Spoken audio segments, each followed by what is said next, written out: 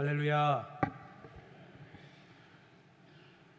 보통 일부 예배 때는 잘 시키지 않는데 우리 옆에 있는 성도들과 함께 하나님의 능력을 회복합시다, 이렇게 한번 인사해 보겠습니다. 하나님의 능력을 회복합시다. 여러분, 한 주간 어떻게 보내셨나요?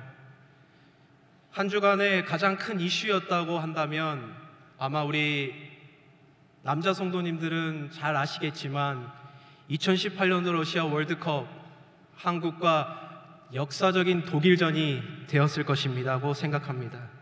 피파 랭킹 57위였던 대한민국이 또 우승 확률을 점쳤던 것이 500분의 1의 확률을 가지고 있었고, 2연패를 이미 가지고 있었던 대한민국이 세계 랭킹 1위, 그 독일을 맞이하여 2대0이라는 극적인 승리를 거둔 것은 아마 우리의 가슴을 뛰게 하였고 참 기뻤던 순간이었던 것 같습니다. 당시 독일전에서 한국 선수들이 뛴 평균 거리는 118km, 독일 평균 거리가 115km라고 하니까 보통 한 평균 3km 이상을 더 뛰었다고 합니다. 죽을 힘을 다하여 우리 대표팀은 뛰었고 참 유종의 미를 거두었던 경기가 아닐까 생각이 됩니다. 이 경기를 통하여 많은 국민들이 희망을 얻었고 기뻐하였고, 또 그 직전에 있었던 실망스러웠던 경기의 그 내용들을 까마득하게 잊게 되었던 참 소중한 경기였습니다. 무엇보다 80년 만에 세계 랭킹 1위 독일을 탈락시켰던 자랑스러운 한국이라고 연일 기사가 쏟아져 나오고 있었습니다. 반면 여러분, 스웨덴전과 멕시코전을 기억하십니까? 굳이 왜 이 시점에서 그 얘기를 꺼내라고 하실 수 있겠지만 첫 번째, 두 번째 경기의 내용은 제가 알기로는 그다지 좋지 않았습니다. 패배를 해설하기보다는 우리나라 대표 선수들이 그렇게 최선을 다하는 모습을 보이지 않았고, 프로라고 하였지만 수많은 실책과 무성의한 그런 모습들이 국민들의 원성과 비난을 불러일으켰습니다. 심지어 청와대에 홈페이지에 민원을 넣었다는 사실을 전해 듣고 참 이제는 국가대표팀을 하는 것도 참 어렵겠구나라는 생각이 들었습니다. 이번 월드컵을 통하여 제가 깨달았던 것이 무엇이냐 하면, 한 나라의 대표를 가지고 뛰는 선수의 중요성, 한 나라의 얼굴이라고 말할 수 있는 그 대표팀이라는 것이 자기의 몸이 아니라 국민을 대표하기 때문에 너무나 중요하다는 사실을 저는 깨닫게 되었습니다. 그렇기에 대표로서 뛰는 선수가 이기면 많은 국민은 그 경기를 통하여 희망을 얻고 소망을 얻지만, 동시에 불성실하거나 잘못된 모습을 보인다면 그 모습 때문에 많은 국민들이 실망하고 분노한다는 사실을 깨닫게 되었습니다. 여러분, 우리 이 시대에 살아가는 우리 성도라고 하는 저희들은 어떻습니까? 우리도 하나님 나라를 대표하여 뛰는 선수 아닙니까? 우리가 이 세상 밖에서 우리의 모습은 어떻습니까? 우리를 향하여 세상 사람들은 어떠한 말들을 하고 있습니까? 혹시 우리도 첫 번째, 두 번째 경기와 같이 실망스러운 모습을 이 교회 밖에 나아가서 날마다 그런 모습들로 살아가고 있지는 않습니까? 우리의 실책과 수많은 실망스러운 모습을 통하여 뒤따라왔던 것은 세상에서의 조롱과 그만 또한 우리를 비난하는 비판의 목소리였습니다. 저는 오늘 우리 이 시대가, 교회와 우리 성도님들이 육신의 정욕과 안목의 정욕과 이생의 자랑을 쫓아가려고 하는 세상의 풍조 속에 우리가 휘말리고 있다면, 오늘 우리는 비판과 세상을 향하여 조롱의 소리를 듣게 될 것입니다. 안타깝게도 오늘의 교회는 그런 부분이 많이 있지요.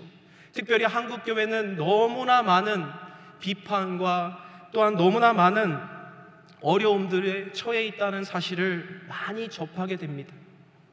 이러한 사실 왜 그렇습니까? 아까 말씀드렸다시피 우리는 하나님의 대표로서 그 모습을 다하고 있지 않아서 그렇습니다. 디모데후서 3장 1절부터 5절의 말씀은 이렇게 오늘의 시대를 말하고 있습니다. 너는 이것을 알라. 말세의 때, 고통하는 때가 이르러 사람들이 자기를 사랑하며 돈을 사랑하며 자랑하며 교만하며 비방하며 부모를 거역하며 감사하지 아니하며 거룩하지 아니하며 3절 4절 이렇게 이어지면서 경건의 모양은 있으나 경건의 능력은 부인하니 라고 되어 있습니다. 무엇을 말하고 있습니까? 오늘 우리의 교회의 모습 속에 거룩함을 잃은 백성의 모습으로 살아가고 있지 않는지, 또한 정체성을 잃은 교회의 모습으로 살아가고 있지 않는지 오늘 이 디모데 후서는 우리에게 이렇게 말하고 있습니다. 말세의 시대는 모두가 다 그런 방향으로 쫓아가고 있다. 그렇기 때문에 교회는 어려울 수밖에 없고 성도는 힘들어질 수밖에 없었던 것이다. 경건의 모양은 있지만, 주일에 예배는 나오고 훈련은 받지만 우리의 내면과 우리의 삶을 곰곰이 관찰하다 보면 정말로 그 삶 속에 능력이 있는지 우리가 곰곰이 생각해 봐야 된다는 것입니다. 여러분, 한국의 교회의 숫자가 몇 개인지 아십니까? 7만 8천여 개가 있다고 합니다. 편의점의 숫자가 3만 5천 개니까 우리가 편의점보다 더 많이 발견하는 것이 교회입니다. 미국 땅에서도 마찬가지로 이민교회가 4천여 개가 넘습니다. 미국 교회 전체의 성도의 수는 38만 명으로 추산하고 있습니다. 이렇게 수많은 기독교인들이 우리는 어떻게 생활하고 있기에 이 사회에서는 기독교에 대한 날마다 탄압이 이루어지고 있으며 동성애와 낙태는 그렇게 쉽게 이루어지고 있는지 저는 오늘 우리 성도님들에게 질문하고 싶습니다. 성경의 권위가 무너지고 무신론자들이 더욱더 많아지고 있는 이 시대 가운데 우리의 삶은 어떠합니까? 우리는 올바로 살아가고 있습니까? 분명한 수적인 성장과 부흥들은 이루었지만 우리들의 머릿속에 있는 지식들은 가득 채워져 있지만 나의 삶에 있어서 영향력과 리더십은 날마다 쇠퇴하고 있는 모습을 우리는 바라보게 됩니다. 오늘 우리의 이러한 모습들을 회복하기를 간절히 소망합니다. 앞에 휴일이 다가오고 있지만은 오늘 이 예배 가운데에 하나님께서 이 다니엘서를 통하여 우리에게 회복시켜 주시고 싶어 하시는 그 말씀을 듣고 삶에서 나타나시는 여러분 되시기를 소망합니다. 다니엘이 살았던 시대는 어떠한 시대죠? 포로 시대입니다. 그는 인재 등용 제도라는 그 당시에 최강대국이었던 바벨론 제국에서 포로들을 끌고 갔을 때 젊고 유능한 인재들을 뽑아갔는데 그 중에 다니엘과 그의 친구들이 포함되어 있습니다. 그는 포로였지만 왕이 내린 음식과 왕이 내린 포도주를 먹을 수 있었던, 또한 왕이 거하는 곳에서만 생활하는 아주 특혜를 누렸던 한 인물이었습니다. 우수한 문화와 언어 교육을 받으며 아주 장래가 촉망되는 인물이었습니다. 하지만 그러한 그의 삶에 다니엘은 오늘 본문에서 이렇게 말하고 있습니다. 자신의 뜻을 정하여 자기를 더럽히지 않는 삶을 살았다라고 말입니다. 뜻을 정하여 자기를 더럽히지 아니하리라, 더럽히지 아니하도록 환관장에게 구하였다고 말하고 있습니다. 이 삶을 한마디로 정의해서 어떠한 삶입니까? 다니엘의 삶은 바로 거룩하기 위하여 몸부림쳤던 삶이었습니다.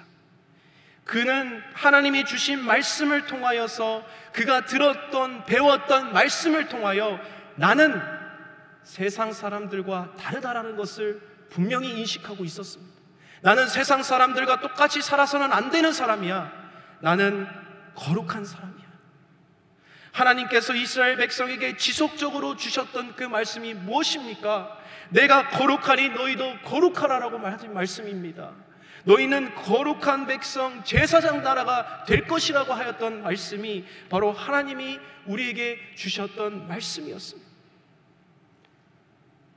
그는 더 높은 곳을 향하여 붙잡았던 인물이 아니었습니다. 그는 명예나 부와 권력을 위하여 살았던 인생이 아니었고 그 꿈과 그런 기도도 하지 않았습니다. 오직 그가 간구하며 기도하였던 것은 거룩과 성결한 삶이었습니다. 하나님, 내가 거룩하여질 수 있도록 하나님 지켜주시고 보호하여 달라는 그의 기도를 하나님께서는 기뻐하셨다는 사실입니다.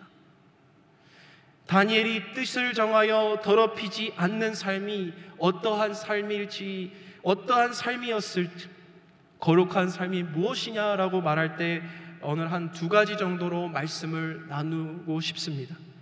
첫 번째로는 다니엘은 주권자에 대한 바른 인식과 고백이 있었다라고 한다는 사실입니다.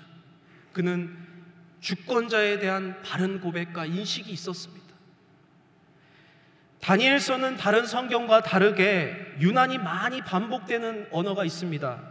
그 단어는 바로 지극히 높으신이라는 단어입니다. 지극히 높으신이라는 표현은 다니엘서 전체에서 13번 반복되어지고 있는데요, 대표적으로 몇 가지 예를 한번 찾아서 읽어보겠습니다. 다니엘서 4장 2절에 보면요, 지극히 높으신 하나님이 내게 행하신 이적과 놀라운 일을 내가 알게 하기를 즐겨하노라. 또한 5장 18절에 왕이여 지극히 높으신 하나님이 왕이 붙인 느부갓네살에게 라고 말하고 있습니다. 또한 다니엘서 7장 18절에 지극히 높으신 이의 성도들이 나라를 얻으리니, 또한 7장 22절에 옛적부터 항상 계신 이가 와서 지극히 높으신 이의 성도들을 위하여 원한을 풀어주셨고 라고 말하고 있습니다. 이 표현을 통하여 알 수 있는 것은 한마디로 이것입니다. 다니엘은 계속해서 하나님을 지극히 높으신 하나님이라고 표현하고 있습니다. 그것은 그분은 나의 삶의 가장 높은 분이며 그분은 나의 주인이시고 나의 삶의 주관자 되신다는 고백입니다. 나의 주인이시요 나의 가장 우선순위가 된다라는 고백이시죠. 여러분, 오늘 다니엘이 자기를 더럽히지 않기를 구하였다, 뜻을 정하여 더럽히지 않기를 구하였다라는 이 말씀 속에 저는 자동적으로 들었던 생각은, 그러면 다니엘은 어떻게 생활했지? 기도를 몇 번 어떻게 하였는지에 대한 외적 행위에 초점을 맞추고 이 말씀을 묵상하기 시작했습니다. 하지만 여기서의 핵심은 다니엘서가 몇 번 다니엘이 기도했는지가 중요한 것이 아니라 다니엘이 왕의 진미를 먹었는지 안 먹었는지 보다도 더욱더 중요한 것은 그가 왜 그렇게 왕을 거역하면서까지 자신의 생명을 걸고 이렇게 행하였는지 하는 이유입니다. 왜 그렇습니까? 다니엘은 자신의 삶의 주인은 하나님이시기 때문에 그러한 행동들을 했다라는 사실입니다. 세상의 왕, 세상을 호령했던 그 당시에 바벨론의 왕이 나의 주인이 아니라 그 모든 우상들, 그 모든 재물들, 그 모든 다른 지위와 명예가 나의 우상이 아니라 다니엘의 주인은 하나님, 전능하신 하나님, 지극히 높으신 이라는 사실을 그는 올바로 인식하고 고백했다라는 사실입니다. 그의 이름의 뜻처럼 하나님은 나의 심판자이시다 라는 그의 고백처럼 그는 그렇게 살았습니다. 그리고 그는 다른 어떤 것을 구하기보다 하나님 한 분만을 위하여 살아가기를 소망했습니다. 그래서 그의 삶은 날마다 호람되어 하나님 앞에서의 사는 삶이었습니다. 얼마 전에 5월 달에 마가복음을 묵상하는 시간들이 있었습니다. 마가복음 10장을 묵상할 때에 예수님을 따르던 한 거지 바디메오 스토리를 준비하다가 그곳에서 등장하는 부자 청년 내용을 함께 묵상한 적이 있습니다. 부자 청년의 그 모습은 마가복음 10장 20절에 보면요, 그가 여짜오되 내가 어려서부터 이것은 다 지켰나이다 라고 고백했던 그의 모습 속에 이 부자 청년은 완벽하게 하나님의 계명을 지켰던 사람이었습니다. 저는 이 완벽하게 율법을 다 지켜 의로운 삶을 살았던 이 부자 청년의 모습이 묵상이 되어지면서 이렇게 살면 되지 않을까라는 그러한 모습을 묵상하였는데, 그 21절, 22절 후에 나오던 묵상을 곰곰이 고민해 보니 이곳에 문제가 있구나라는 것을 발견하게 되었습니다. 21절에 보면요, 예수께서 그를 보시고 사랑하여 이르시되 무엇라고 말합니까? 내게 아직도 한 가지 부족한 것이 있으니 내게 있는 것을 다 팔아 가난한 자들에게 주라. 그리하면 하늘의 보화가 내게 있으리라. 그리고 와서 나를 따르라 하시니, 이런 말씀이 있습니다. 그런데 이 부자 청년은 어떻게 반응합니까? 그 사람이 재물이 많은 고로 이 말씀으로 인하여 슬픈 기색을 띠고 근심하며 가니라. 저는 이 말씀 속에 계명을 완벽하게 지켰던 이 사람이 과연 예수님을 어떻게 떠날 수 있었을까? 예수님을 어떻게 떠날 수 있었을까? 자기의 신앙생활을 해 젊고 성공한 이 청년은 예수님 앞에서 어쩌면 인정받고 싶어서 그 앞에 나아갔을지도 모릅니다. 그런데 예수님은 그의 중심과 그의 마음을 아셨던 것 같습니다. 그리고 그의 청년에게 재물을 팔고 모든 이웃에게 나눠주고 나를 따르라고 초청하셨습니다. 여기서의 핵심은 재물을 팔라고 하는 것이 아니라 그 청년의 마음속에 중심에 무엇이 있느냐가 핵심이었다는 사실입니다. 그 청년의 마음속은 재물이라는 우상이 하나님과 겸하여 섬기고 있었던 것을 예수님께서는 날카롭게 지적하셨고, 그 모습을 정확하게 지적하셨을 때에 이 청년은 재물로 인하여 예수님을 포기하고 떠나는 모습을 살게 되었습니다. 여러분, 우리의 진정한 영적인 힘은 어디에서 올까요? 우리의 모든 계명을 다 지켜서 행하여 의로운 모습을 보이면 그걸로 우리는 다 끝나는 것일까요? 그것이 우리의 성결한 삶이라고 말할 수 있습니까? 저는 성도들의 삶이 예수 그리스도 한 분이 나의 주인이 아니라 물질과 학력과 또 나의 정통과 나의 유산들, 또 우리의 자녀들, 손자와 손녀들, 핸드폰과 스케줄을 짜는 모든 그 직장의 업무들까지도 그 모든 것이 어느 순간 내 마음속 깊은 곳에 우상으로 자리 잡고 있다는 사실을 여러분 깨달으셔야 한다는 것입니다. 우리는 그것이 알지도 못한 채 그것이 내 가슴 속에 자리 잡고 우상과 겸하여 섬겼던 것처럼 하나님을 겸하여 그 우상들을 섬기고 있다는 사실입니다.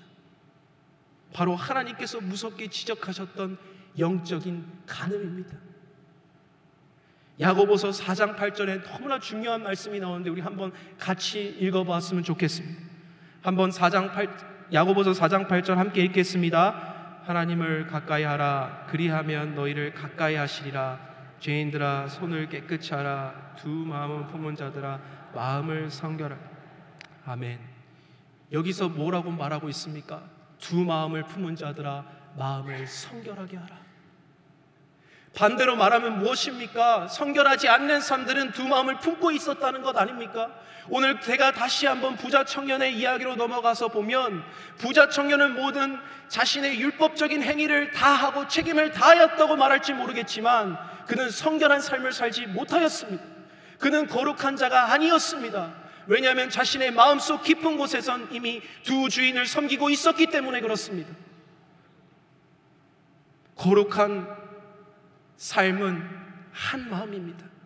내 가슴 속의 주인은 한 주인을 섬기는 것이며 나의 속의 삶의 주관자는 한 분이 되어야 된다는 사실입니다. 여러분, 이러한 주권의식이 우리의 삶 가운데 회복되기를 간절히 축복드립니다. 두 마음을 품지 않고 하나님만이 우리의 삶의 주권 되시며 나의 삶의 전 영역이 하나님만 영광 받으시는 그러한 모습들이 되기를 간절히 소망합니다. 울산대학교 법학과 교수인 이정훈 교수라고 아주 유명한 교수님이 계십니다. 안티 기독교인으로 살다가 기독교인이 된 이 사람이 이런 말씀을 하셨습니다. 남을 정죄하고 사회를 비판하면 할수록 스스로 의롭다 여기는 이들, 그런 의인들이 만드는 인류의 역사는 역설적이게도 언제나 파멸의 것이었다. 반면 그는 이어서 다른 길은 없습니다. 오직 예수만이 우리의 구원자 되십니다. 그러므로 그분 앞에 무릎을 꿇고 우리의 모든 삶에서 예수님의 주권을 드러내야 합니다. 결코 삶과 신앙은 분리될 수 없습니다. 다른 누구도 아닌 바로 내가 나의 자리에서 예수님을 드러낼 때 결국 세상은 바뀌게 될 것입니다. 우리의 삶 가운데 주권자 되시는 우리 하나님, 우리 예수님을 드러내시는 여러분 되시기를 간절히 소망합니다. 두 번째로, 다니엘은 분명한 삶의 경계선이 있었습니다. 그는 삶의 경계선을 세워 해야 할 것과 하지 않아야 할 것을 분명히 가지고 있었던 사람이었습니다. 하지 말아야 할 것을 보면 오늘 1장 8절을 보면 왕의 음식과 그가 마시는 포도주로 자기를 더럽히지 아니하였다라고 말하고 있습니다. 자신의 삶에서 이것은 무엇입니까? 세상과 구별되지 않겠다라고 선언하는 겁니다. 세상에 나아가서 왕의 진미를 먹고 안 마시고 그것이 본질적인 것이 문제가 되는 것이 아니라 내가 하나님을 따르는 데 있어서 세상의 그 흐름 속에서 내가 여기에 합류할 수 없고, 내가 세상적인 방법을 택하여 편하게 갈 수 있지만은, 세상의 방법을 택하여 안정될 수 있지만은, 세상의 방법을 선택하여 보너스와 승진이 보장될 수는 있지만은 하나님의 방법은 아니란다는 사실입니다. 사단은 오늘도 우리에게 선악과를 주며 먹으라고 유혹합니다. 이거 괜찮다라고, 너는 결코 죽지 않는다고 이것을 우리에게 손에 쥐어주며 먹으라고 말하고 있습니다. 물질을 쥐어줍니다. 명예를 쥐어줍니다. 달콤한 성적인 유혹들을 우리에게 주어줍니다. 그리고 술 한잔하고 거짓말 조금 하는 것은 괜찮다라고 말합니다. 이것이 세상이 우리에게 가지고 오는 유혹입니다. 하지만 다니엘은 그 삶의 경계선에 선을 긋습니다. 뜻을 정하여 자기를 더럽히지 아니하는 삶은, 그런 곳에서 나는 이 시대의 그 문화에 나는 합류하지 않겠다는 것이죠. 교회와 성도들이 어려워지는 것은 많은 그리스도인들이 적당하게 타협하고 좋은 게 좋은 것이라고, 예수 믿는 거 그렇게 유별난 거 아니라고 말하고 있는 그 흐름에 따라가고 있기 때문에 그렇습니다. 예수 믿는 것은, 그리고 예수님 우리 삶의 주인으로 모신다는 것은 불편한 것입니다. 그것 자체로 고난과 고통이 수반되는 삶입니다. 그렇기에 우리는 그것을 품고 결단해야 될 줄로 믿습니다. 아이 교육 때문에, 건강 때문에, 또 직장과 돈 때문에, 관계 때문에, 가정 때문에 예수님을 포기하지 마십시오. 예수님을 포기한다면 모든 것을 잃게 됩니다. 하지만 예수님을 붙잡고 나의 삶의 거룩한 백성으로 몸부림을 친다면, 삶의 경계선을 그어나가기 시작한다면 바로 여러분은 모든 것을 얻게 되는 놀라운 축복이 임할 줄로 믿습니다. 해야 할 것은 하루에 3번 기도하기, 그는 그렇게 작정하였습니다. 다니엘서 6장 10절 같이 한번 읽어보겠습니다. 다니엘이 이 조서에 왕의 도장이 찍힌 것을 알고도 자기 집에 돌아가서는 윗방에 올라가 예루살렘으로 향한 창문을 열고 전에 하던 대로 하루 3번씩 무릎 꿇고 기도하며 그의 하나님께 감사하였더라. 아멘. 또 다니엘서 9장 3절 4절 말씀 보면 내가 금식하며 베옷을 입고 죄를 덮어쓰고 주 하나님께 기도하며 간구하기를 결심하고 내 하나님 여호와께 기도하며 자복하기를 이르기를, 이렇게 말하고 있습니다. 오늘 다니엘은 이렇게 감사의 기도, 금식의 기도, 간구의 기도, 회개의 기도, 그는 모든 종류의 기도를 다 하였던 모습을 발견하게 됩니다. 다니엘의 기도는 왜 하였습니까? 왜 하였습니까? 다니엘이 자기의 지위가 높아지기 위하여 기도하였습니까? 다니엘은 자신의 가정을 위하여 기도하였습니까? 다니엘은 자신의 어떤 성취된 목표가 있어서 기도하였습니까? 아니요. 다니엘의 기도의 목적은 회개였습니다.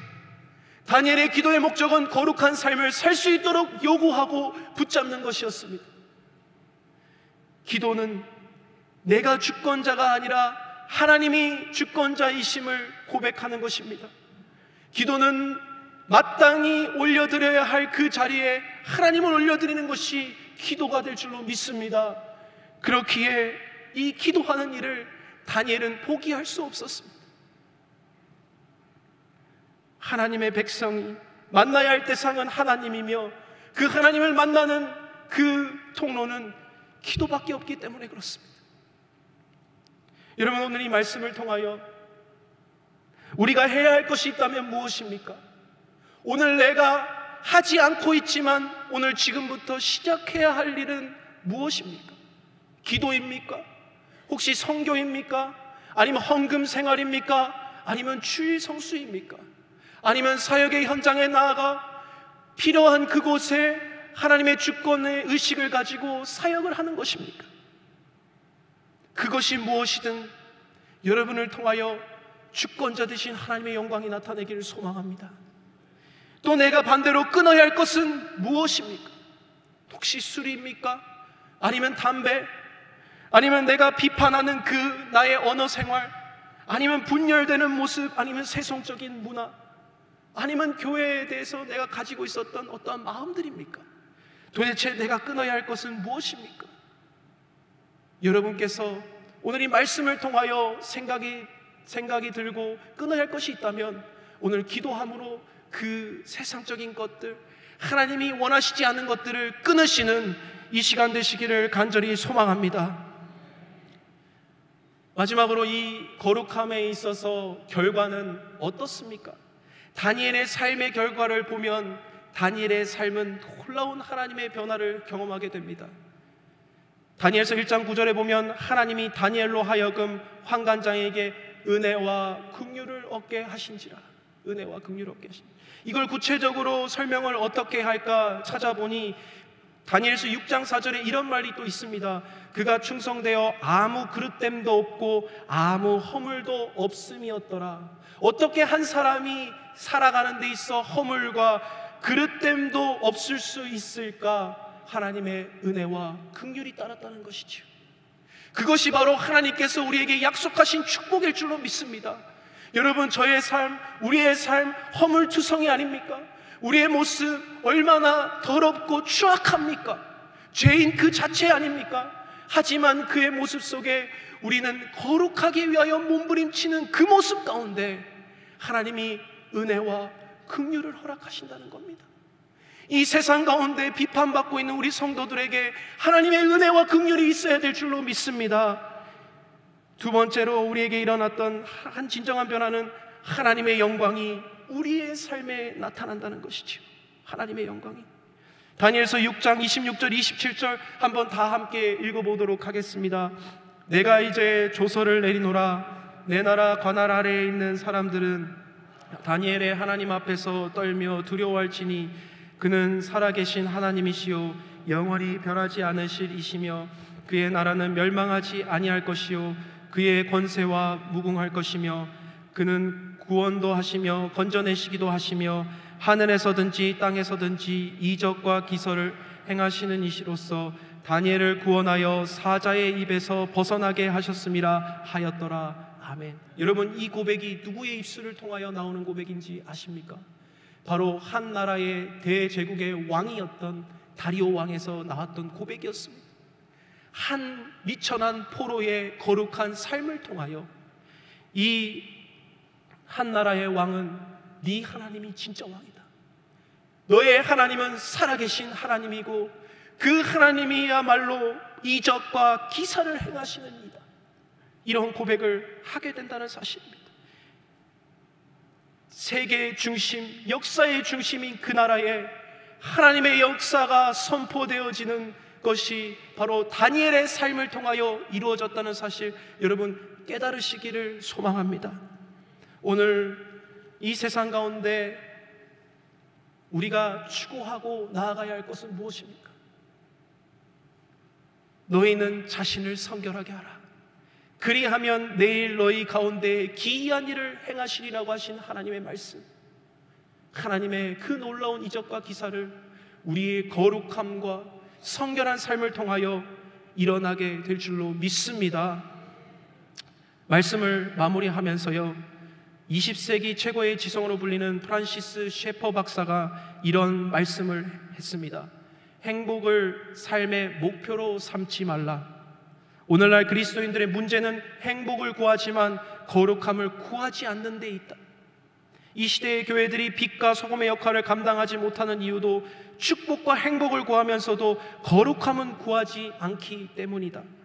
죄에 대해 애통하고 슬퍼하는 마음을 갖고 거룩한 삶을 추구할 때에 하나님의 뜻은 이루어지고 우리의 삶은 행복해지는 것이다. 하나님께서 우리에게 요구하시는 것은 거룩이며 우리의 거룩함으로 나아갈 때 하나님께서는 우리에게 기쁨으로 가득하게 채우실 것이다. 사랑하는 성도 여러분, 성도라는 그 앞에 있는 거룩할 성자를 빼면 우리는 더 이상 성도가 아닙니다. 이 시대에 가나안 성도, 썬데이 크리스천이라고 말하는 그 용어들이 생겨났지만 하나님 앞에서는 성도와 비성도밖에는 구분되어지지 않습니다. 우리 안에 거룩함을 추구하지 아니하고 내 모습 속에 하나님의 영광이 나타나지 않는다면 우리는 어떻게 하나님의 백성이라고 말할 수 있겠습니까? 세속화되어지는 교회, 세속화되어지는 교회가 아니라 이 세상을 대속화시켜 나아가는 우리 교회가 되기를 간절히 소망합니다. 오늘 이 시간에 하나님의 임재라는 찬양을 함께 부르시면서 하나님, 우리를 긍휼하게 여기시고 불쌍히 여겨주시고 우리 가운데 하나님의 임재와 영광이 가득 넘쳐 흘러주셔서 하나님, 이 시대에 욕먹고 비판받고 조롱받는 기독교인들이 아니라 하나님의 능력으로 살아가는 우리의 거룩한 성도들이 되게 하여 주옵소서. 하나님, 다시금 일어나게 하여 주시고 다시 한번 능력을 회복하는 우리 성도들 되게 하여 주옵소서. 그렇게 한번 우리가 고백하며 이 찬양 함께 힘있게 찬양하고 나아가도록 하겠습니다. 함께 일어서서 찬송하시겠습니다. 하늘의 문을 여소서, 이곳을 주목하소서. 주를 향한 노래가 꺼지지 않으니 하늘을 열고 보소서. 하늘을 열고 보소서. 주님, 이곳에 임재하소서. 이곳에 임재하소서. 주님을 기다립니다. 주님을 기다립니다. 기도의 향기가 하늘에 닿으니 주여 임재하여 주소서.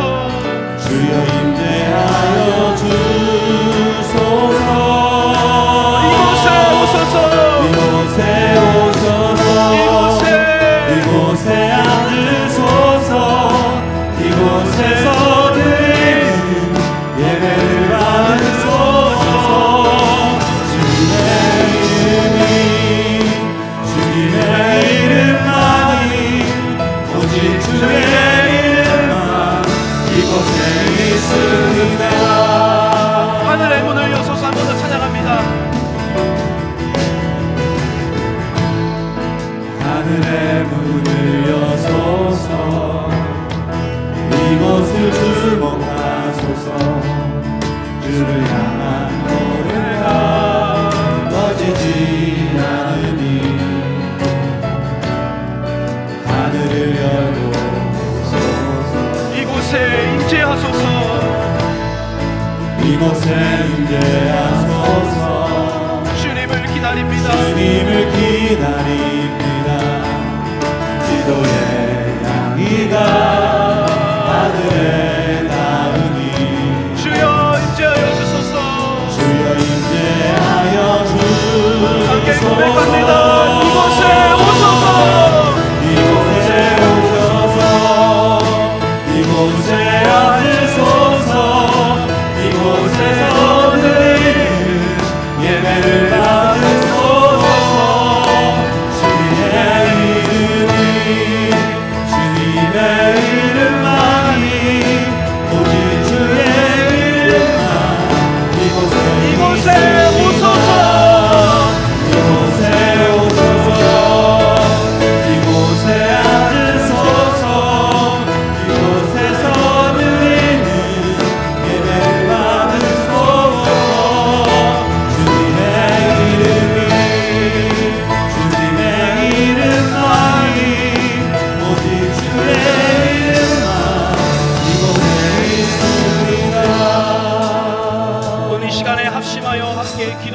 소망합니다.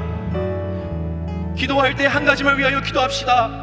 오늘 주님, 이 KCPC 우리 교회와 성도들 가운데 하나님 새로운 부흥을 허락하여 주시옵소서. 우리의 마음과 우리의 영적 육적인 생활 가운데 부흥을 허락하여 주옵소서. 우리의 죄를 자복하게 하여 주시고 죄를 고백하며 나의 부족함을 가지고 주님 앞에 나아갈 때에 다니엘처럼 사용해 주옵소서. 다윗과 같이 사용하여 주옵소서. 이 시대의 빛과 소금의 역할을 감당할 수 있는 거룩한 백성 제사장 나라의 삶을 살 수 있도록 주님 역사하여 주시옵소서. 우리의 뜻을 정하도록 하나님 역사하여 주옵소서. 함께 합심하여 기도합니다. 주여 하나님, 오늘 시간 역사하여 주옵소서. 은혜 내려 주옵소서. 우리의 삶의 새로운 부흥을 허락하여 주옵소서. 우리의 삶 가운데 뜻을 돌이키며 하나님 앞에 다시 돌이키는 시간 되게 하여 주옵소서.